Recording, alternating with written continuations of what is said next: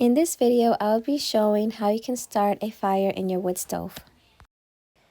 So first, to start off with the materials that you would need, it would be good to have on hand some paper and cardboard, things that can burn very easily.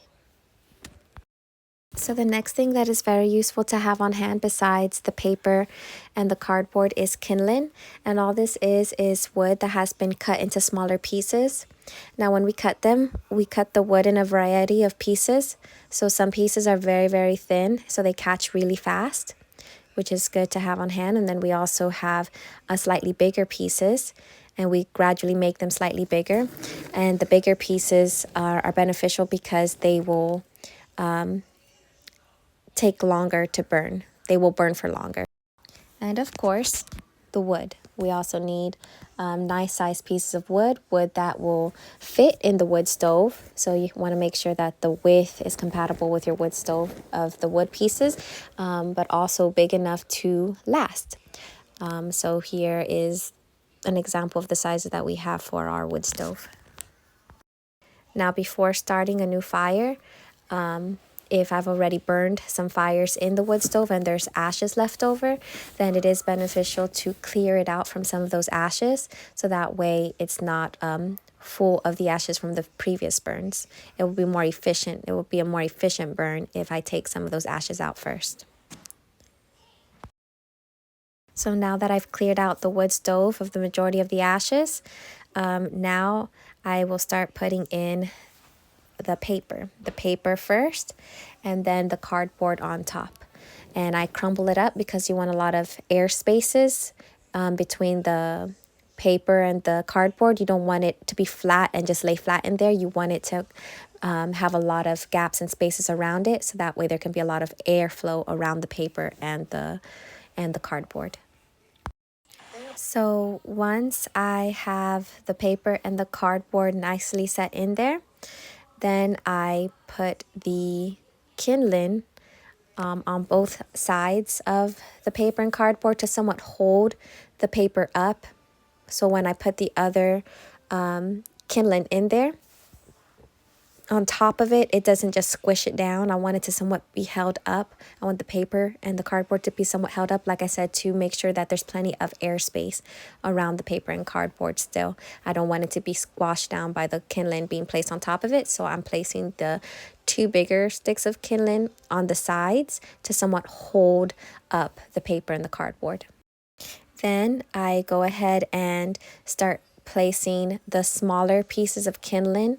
The smaller the better, because they'll catch fast. So I place the smaller piece of kindling over the paper and the cardboard.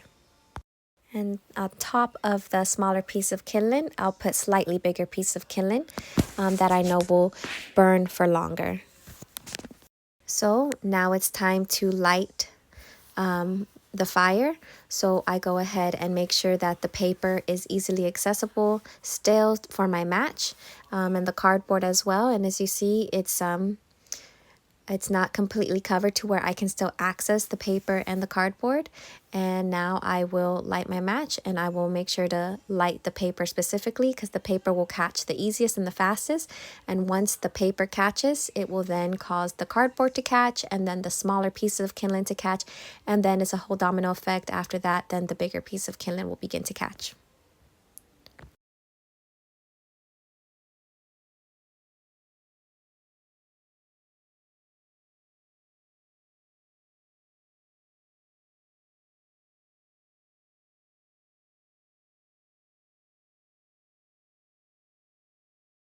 Now, if you notice, I leave the door of the wood stove cracked open because the fire needs air and oxygen to start. So I make sure that there's a crack so that there's plenty of airflow going into the wood stove for this fire to start. Now, once the kindling has caught really well, I go ahead and I'll put more kindling, preferably the bigger pieces of kindling. And this will ensure that I create a strong enough fire and promote there to be a nice bed of coals before putting in the bigger pieces of wood. Because if I put in bigger pieces of wood too soon, I run the risk of killing the fire, of smothering the fire, as they say. So you don't want to put big wood in there too soon. You want to make sure that there's a strong enough fire and that there is plenty of wood to create a nice bed of coals first. So right now I'm just letting the newer kindling, I'm just giving the newer kindling time to burn, and that's exactly what's happening. And once I see that the kindling has caught, that all the kindling has caught, and it's big and strong enough fire, now I feel comfortable to start adding bigger pieces of wood. So once the kindling has all caught and it's a very nice, strong, big fire, now I feel confident in putting the bigger wood in, knowing that it won't just smother it or kill it. So now I'm very strategic in how I place my wood in, my bigger piece of wood. I put the first two in vertical and make sure they are parallel to each other, and then I put the other two pieces on top of those horizontal and also parallel to each other, so that way there's plenty of air space still to feed all the pieces of wood, and I'm not just smothering the fire. I'm not just closing it off from all oxygen. I'm making sure that there's still plenty of air space around each piece of wood. It almost creates like a bridge, if you see right there. And I keep the door cracked open so that way it can have plenty of airflow to catch. It's already gotten extremely hot, which is a good thing. You know it's gotten hot whenever this fan starts blowing. Now, this is an accessory that we bought. It did not come with the wood stove. But this fan, it's a heat fan. So it is run by the heat itself. No batteries, no electricity, no nothing. It just, once it feels the heat, it starts moving. So this just lets you know that your wood stove has gotten hot, and it helps distribute some of that heat, in the direction of the fan, that the fan is blowing.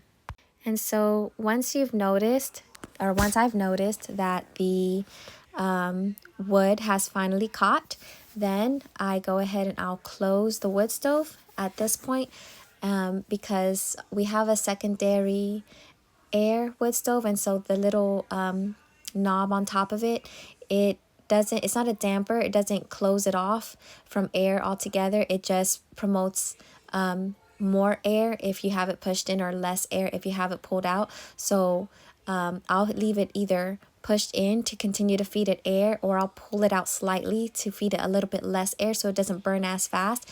But I'll close the door completely, so that way it slows down the burn, and also for safety reasons, of course, so that it's not just left open, so coals are not just flying out.